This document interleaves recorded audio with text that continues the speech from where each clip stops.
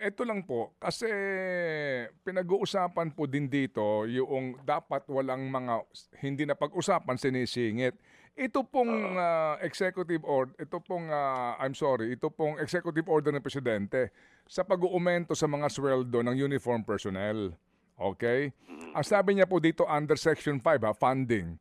The amounts necessary to implement the increase in the base pay and subsistence allowance in fiscal year po, 2026 shall be charged against any available appropriations under the fiscal year 2026 General Appropriations Act. Okay? Mm. Alright. Ito sabi niya, no? Kasi nga, hindi kasama ito sa NEP eh. Ito'y kanyang inanunsyo recently lamang.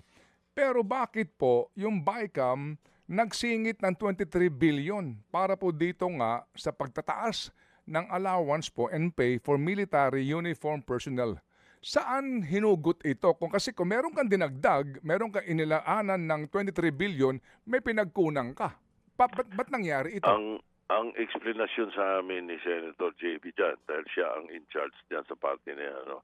Nasa Senate version yan, nasa Senate intervention yan to increase the subsistence allowance ng uniform personnel from PNP, BJMP, BFP, at saka Philippine Coast Guard. Mm. Yun ang pang-explanation ni JB dyan. Mhm. Narinig ko rin yan, nabanggit yan eh. Alam mo pinakamaganda, pagka mayroong details na hindi ko nalilinaw sa inyo, pinakamaganda ay si Sherwin o yung isa sa mga chairman ng particular issue na yon ang makausap natin. Kung papayag. Kasi katulad yan, alam ko yan eh. Alam ko yan dahil kinento nila sa akin yan. Nire-report nila sa akin siya yung nangyayari eh. Yung sinasabi niyong yan, ay nasa Senate version na yan. Nandoon yan.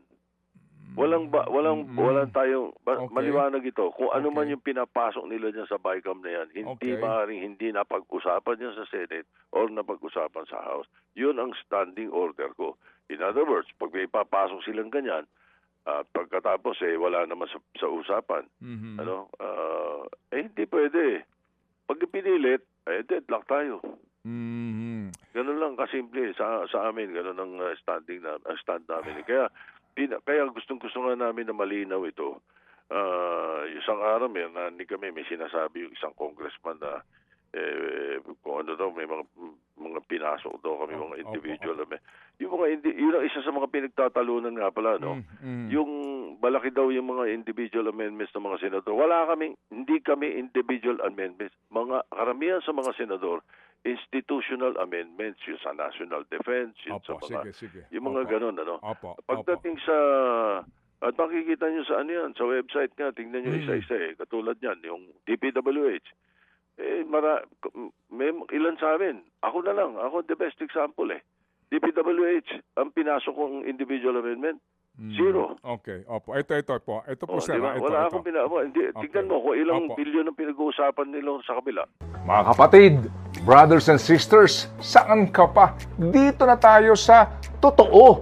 Dito na tayo sa True FM. Mga kapatid, mag-subscribe and follow po kayo sa social media accounts ng True Network PH. Yan po kami, hanapin nyo lang True Network PH, Facebook, Instagram, YouTube, TikTok, and podcast.